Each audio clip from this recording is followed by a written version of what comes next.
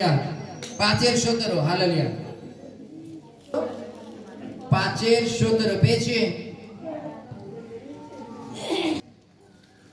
কেহ যদি খ্রিস্টে থাকে তবে নতুন সৃষ্টি হইল, পুরাতন বিষয়গুলো অতীত হইয়াছে, দেখো সেগুলি নতুন হইয়া উঠিয়াছে, আর সকলই ঈশ্বর হইতে হইয়াছে। Hallelujah hallelujah hallelujah.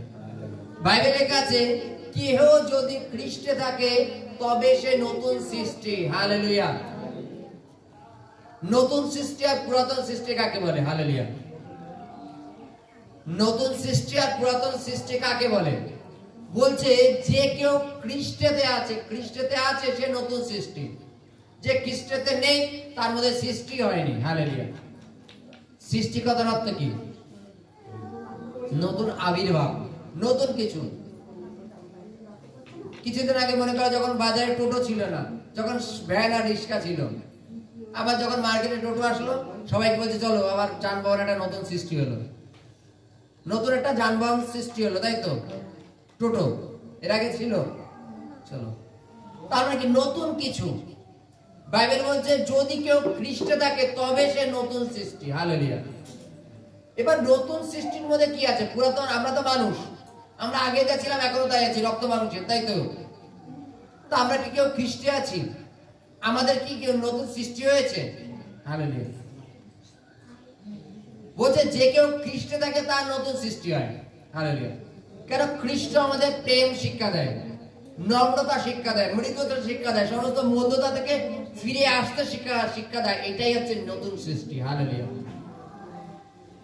আমরা সকাল বিকাল আরাধনা প্রার্থনা করি, অথচ যদি আমরা আমাদের মধ্যে হিংসা, ক্রোধ, লোভ পুষে রেখে দিই আর যদি বলি আমি নতুন সৃষ্টি, তাহলে মিথ্যে কথা। নতুন সৃষ্টি কি? বাইবেলের কাছে পুরাতন জিনিস লোভ যদি করো তাহলে নতুন সৃষ্টির উৎপত্তি চালু হয়। যদি পুরাতন জিনিস লোভ নাই করলে তাহলে নতুন সৃষ্টির উৎপত্তি কি করে হবে? হালেলুয়া। এই নতুন সৃষ্টি, হালেলুয়া, এই নতুন সৃষ্টিটা কি? পুরাতন জিনিসটাকে ত্যাগ করে দেওয়া, পুরাতন জিনিসটাকে জলে ডুবিয়ে দেওয়া, পুরাতন জিনিসটাকে একদম তোমাদের জীবন থেকে, তোমার ভাবনা থেকে পুরো ত্যাগ করে দেওয়া। ত্যাগ তো ত্যাগ। আর যখন তুমি প্রভুতে আছো তোমার ভাবনা চিন্তা নতুন নতুন, তোমার ভাবনা চিন্তাও নতুন নতুন আকারে, যে আমার স্বর্গে যেতে হবে, পৌঁছাতে হবে। হালেলুয়া।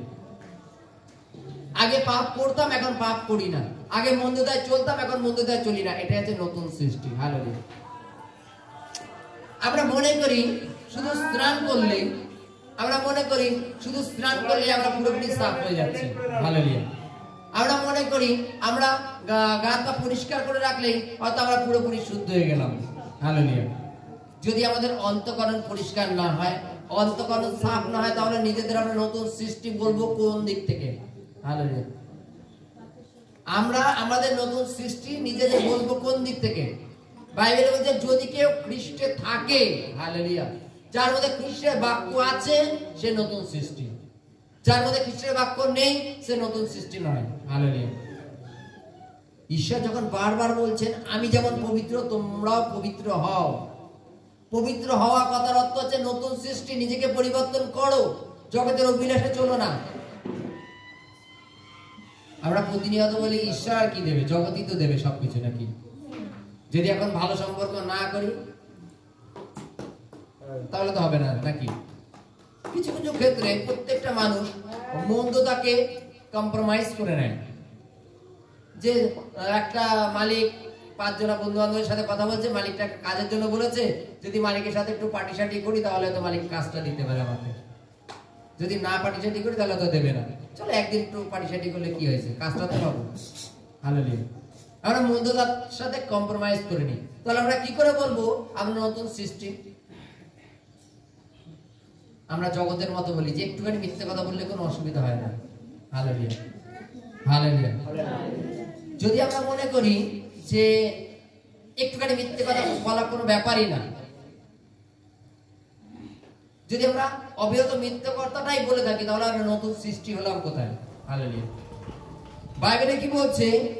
যদি কেউ খ্রিস্টে থাকে তবে সে নতুন সৃষ্টি হইল, পুরাতন বিষয়গুলো অতীত হইয়াছে।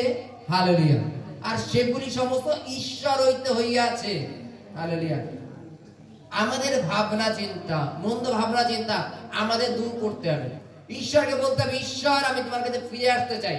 তার জন্য আমাদের ভাবনা চিন্তা সকলকে ত্যাগ করতে হবে। হালেলুয়া, জয় যিশু।